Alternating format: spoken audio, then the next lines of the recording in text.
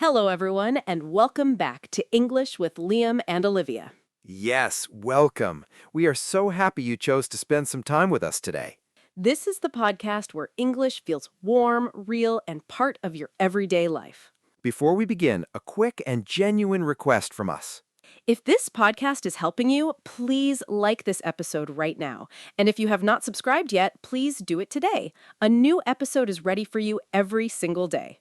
So today, we are talking about 3 words that every English learner uses every single day. 3 words that look simple, that sound simple, but that confuse so many learners because they do the same job in different time frames. We are talking about have, has, and had. And before you close the app thinking, oh no, this is going to be complicated, please stay. Because today, we are going to make these 3 words feel completely natural through real situations, real emotions, real life. By the end of this episode, you are going to use have, has, and had without even thinking about it. Let us get into it. Let us start with the first concept, what have and has actually mean and when to use each one. So have and has are both used to talk about the present, about right now, about your current situation or experience. Think about it like this. Have and has are the present version of possession, experience, or connection to something. The difference between them is simply who is doing the having. When we talk about I, you, we, or they, we use have. And when we talk about he, she, or it, we use has. Let us make this feel real. Think about a Monday morning. You walk into work and your colleague asks how your weekend was. You might say, I have a great story to tell you, or she has been waiting for your call all morning. Both sentences are about right now. The story exists right now. The waiting is happening right now. Or think about a situation at home. You're trying to find your keys before leaving the house.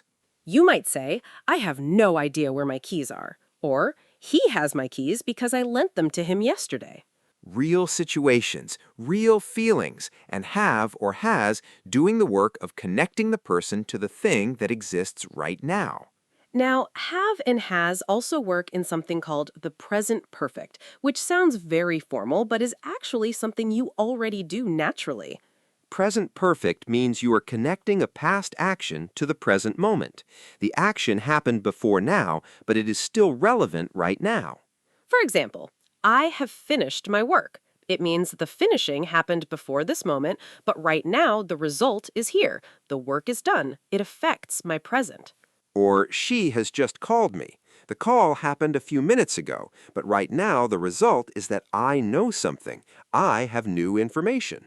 Think about telling a friend about your day. You have had 3 meetings already, and it's only 10 o'clock in the morning. That have had connects all those meetings to your current state of tiredness, to your current experience of this day. Or your friend says she has never tried sushi before, never in all her life up to this present moment. The present perfect connects the past experience to who she is right now. Have and has are like bridges. They connect what happened before to how things are right now. And that's what makes them so useful, so present, so emotionally connected to the moment you're in. Let's look at a few more real situations before we move on.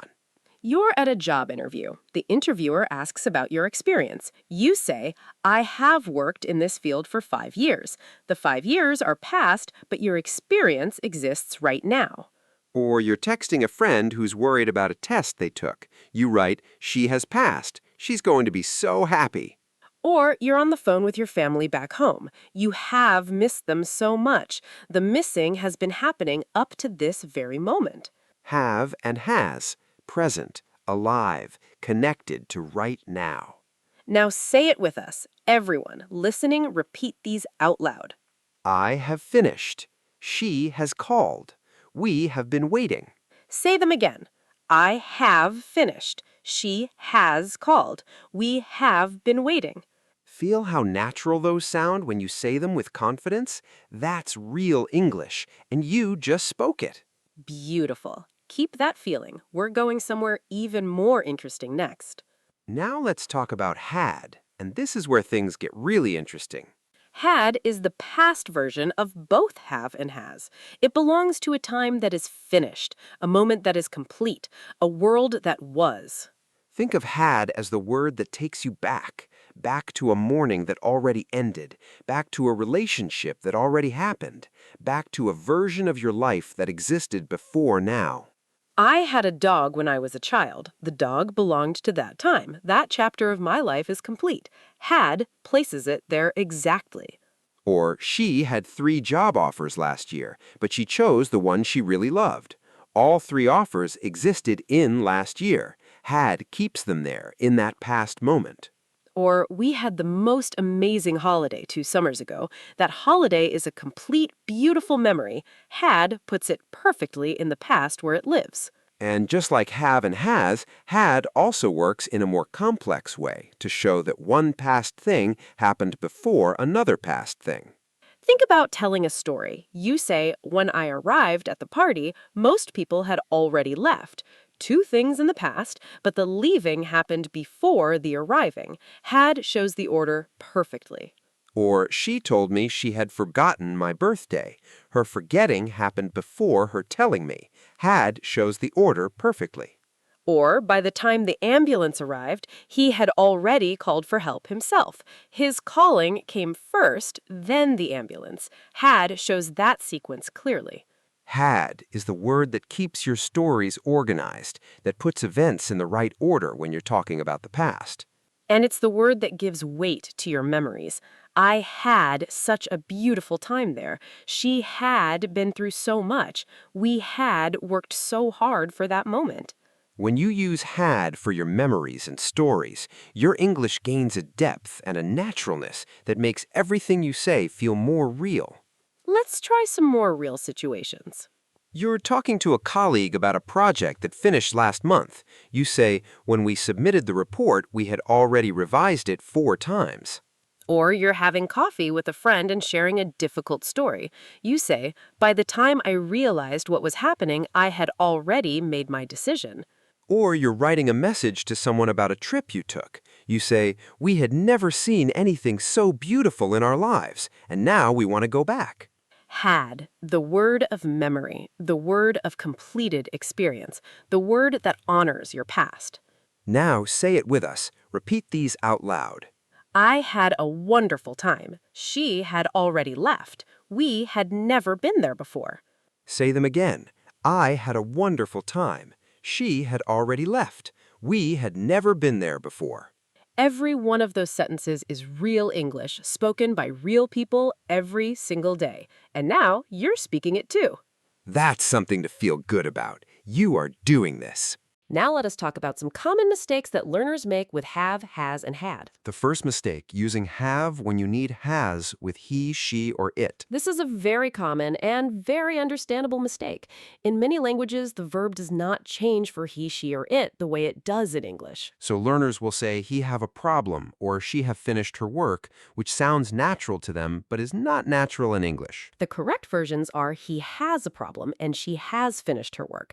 When the subject is he, she, or it, the word has comes in. A simple way to remember it, if you can replace the subject with he or she, use has. If you can replace it with I, you, we, or they, use have. The second mistake, using had when have or has is the right choice. Sometimes learners use had for everything past because had feels safely past tense. So they say, I had finished my work, and it sounds strange in a present perfect situation. For example, you want to say that you have finished your work just now, and it is relevant right now. The correct sentence is, I have finished my work, not I had finished my work. Had would be correct if you were telling a story about the past, like, by noon I had finished all my work, and then my manager asked me to start something new. The difference is whether the past connects to the present. If it does, use have or has. If it is a completed past story, use had. The third mistake, forgetting to use have or has in questions and negatives. In questions, learners sometimes drop have or has. They say, you've been here before, instead of have you been here before? Or in negatives, they say she not finished yet instead of she has not finished yet. Have and has are essential in both questions and negatives. They carry the meaning. Without them, the sentence loses its structure. The question always starts with have or has. Have you eaten? Has she called? And the negative always includes have not or has not. Practice these question and negative forms specifically.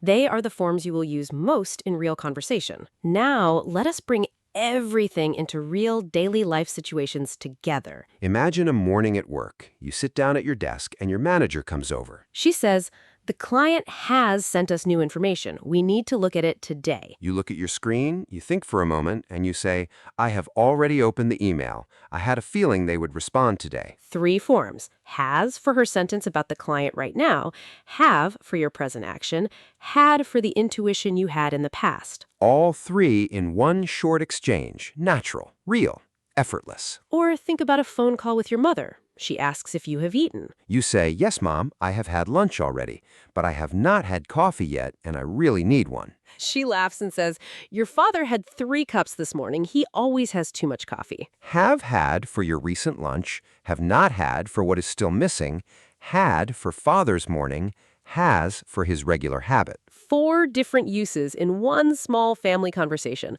all completely natural. Or a message you write to a friend about a trip you're planning. I have been thinking about this trip for months. I've never been to that country before, have you? I heard your sister has been there twice and she loved it. I have been thinking about the present connection to now, have never been for the life experience up to this point, have you as a question, has been for the sister's experience. Real life, real messages, real English would have, has, and had, doing all the work seamlessly. Now let's try an emotional situation, because these words carry feelings too. You're talking to a close friend who has been going through a difficult time. You say, I have been worried about you. I know you've had a really hard few weeks. And your friend says, "I have. I had no idea it would be this difficult, but I have started to feel better this week." Have been worried for your ongoing concern up to now, have had for their difficult experience, had for what they didn't know before, have started for the new change beginning now. Have and had doing the emotional work of a real friendship conversation, carrying the weight of worry and the hope of improvement. Or an exciting situation, you call a friend with good news. "I have just found out that I got the job. I have been waiting for this news for 3 weeks. I had completely given up hope this morning, and then the email came." Have just found out for the immediate present connection, have been waiting for the long period leading to now, had given up for the past feeling before the email arrived. The emotional journey of that moment carried perfectly by 3 forms of the same word. That's how powerful these words are when you use them correctly. Say it with us one final time. Everyone listening, repeat these sentences out loud. I have finished. She has not called yet. We had already eaten. They have never been there before. Say them again. I have finished. She has not called yet. We had already eaten. They have never been there before. 4 sentences, 4 real situations, all using have, has, and had exactly the way a native speaker would. You just did that, and it sounded exactly right. Let's bring everything together now. Have is used with I, you, we, and they, for right now, for experiences that connect the past to the present. Has is used with he, she, and it, for the same purposes as have, just with a different subject. Had is the past form, used for completed experiences, memories, and stories, and especially for showing the order of past events. The most common mistakes are using have instead of has, with he, she, or it, using had when the action connects to the present, and dropping have or has from questions and negatives. And the most important thing to remember, have, has, and had are not just grammar.